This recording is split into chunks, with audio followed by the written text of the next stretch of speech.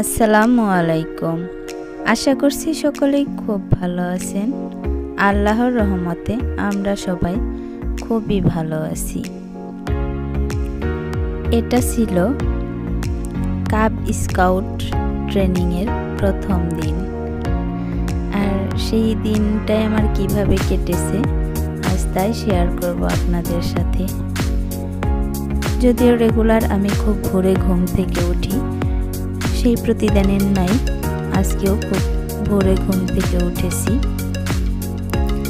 উঠেই একটু বেশি রান্না বান্না করে নিয়েছি, কারণ বাচ্চারা থাকবে, ওরা কি খাবে সেই চিন্তা থেকে ওরা যেন অন্তত 2 দিন পর্যন্ত খেতে পারে সেরকমই খাবার রান্না করে নিয়েছি।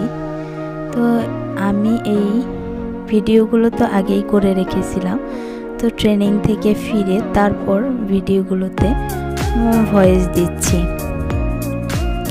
একে একে আমার ট্রেনিংয়ের সবগুলো ভিডিওই আপনাদের সাথে শেয়ার করব, আশা করি সকলেই দেখবেন।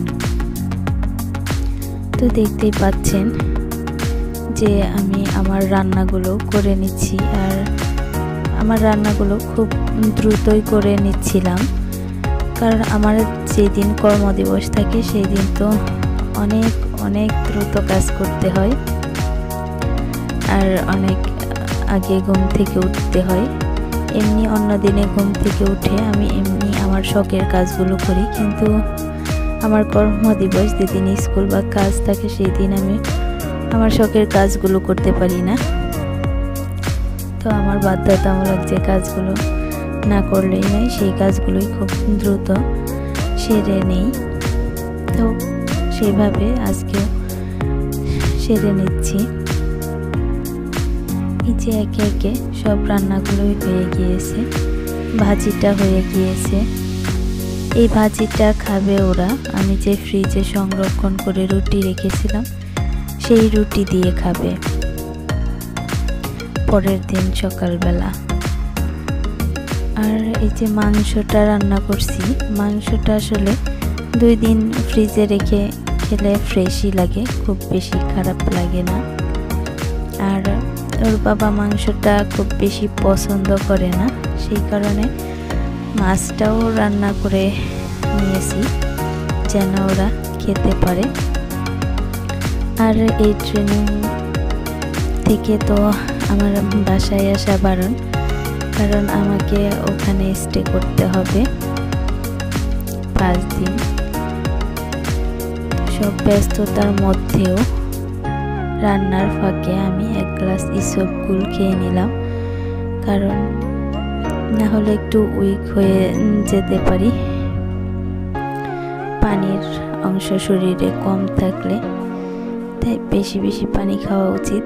আর আমি খালি এমনি পানি খুব বেশি খেতে পারি না, তো সাথে কিছু দিয়ে খেতে পারি, তো খেয়ে নেই। তো এর ফাঁকেই আমি আমার রান্নাগুলো করে নিচ্ছি। রান্নাগুলো শেষ হয়ে এসেছে, তো আমি আমার সব হাঁড়ি পাতিলগুলো ধুয়ে তারপরে হালকা একটু খেয়ে বের হয়ে গিয়েছি। তো ট্রেনিং সেন্টারটা হচ্ছে আমার বাসা থেকে খুব বেশি দূরে নয়। আমি আমার ভিডিও থেকে একটু অংশও কাটবো না, তাহলেই বুঝতে পারবেন যে আসলে আমার বাসা থেকে ট্রেনিং সেন্টারটা কত কাছে। আমি ভিডিওটা ফাস্ট করেও দেইনি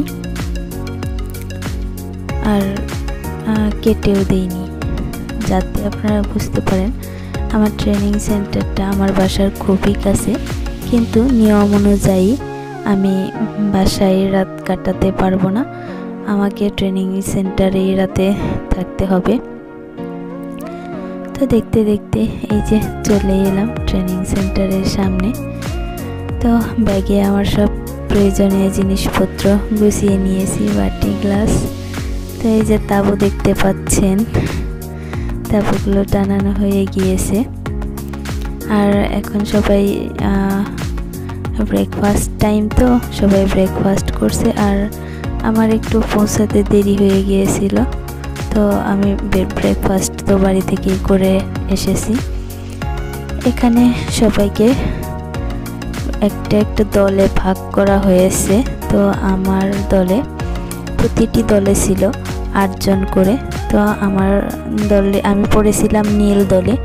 সেখানে 8 জন শিক্ষক শিক্ষিকা ছিল। তো তাদের নামগুলো আমি এখানে লিখে নিচ্ছিলাম। এটা এখানে নিয়ম, সবার নাম লিখতে হয়। আর আমাদের যারা প্রশিক্ষকগণ আছেন তাদের নাম, ফোন নাম্বার এগুলো এই খাতার মধ্যে এন্ট্রি করতে হয়। তো আমি সবার নাম, ঠিকানা, ফোন নাম্বার সব এন্ট্রি করে নিচ্ছিলাম। আর সবাই হাঁটাহাঁটি করছিল, কারণ তারা এই কাজগুলো করে নিয়েছে।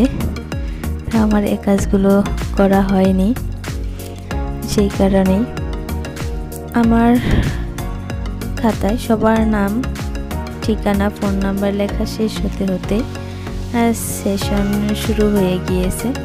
তো মনোযোগ দিয়ে সেশন করছিলাম। আর এর ফাঁকে আমাদের দলের সবাইকে ভিডিও করে নিচ্ছিলাম। তাদের পারমিশন নিয়ে নেওয়া হয়েছে। তো আমাদের দলে ছিল 3 জন মহিলা শিক্ষক আর বাকি জন ছিল পুরুষ শিক্ষক।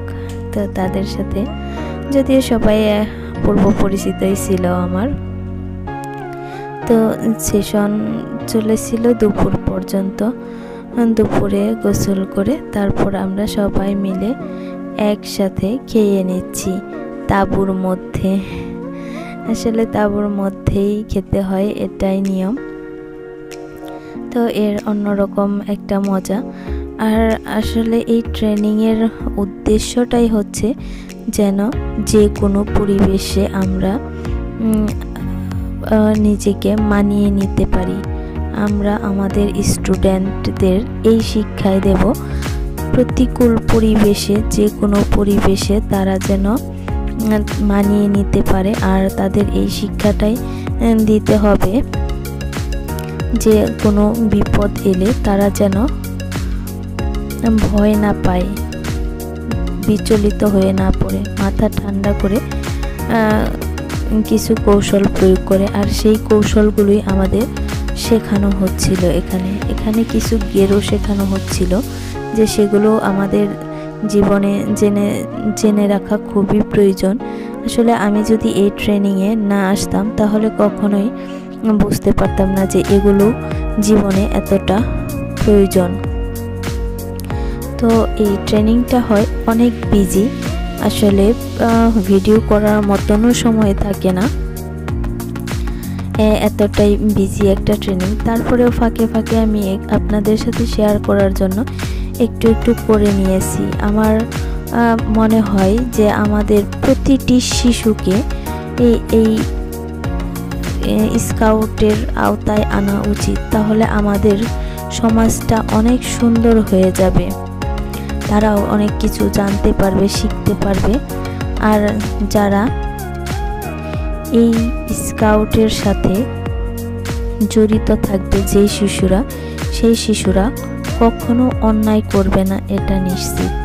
কারণ এখানে যে সব শিক্ষা দেওয়া হয় সেগুলো জীবনের সাথে ওতপ্রোতভাবে জড়িত। এখানে সবার আগে প্রতিজ্ঞা করিয়ে নেওয়া হয় যে তারা যেন প্রতিদিন কারো না কারো উপকার করে, আল্লাহ ও দেশের প্রতি দায়িত্বশীল থাকে, কাব আইন মেনে চলে।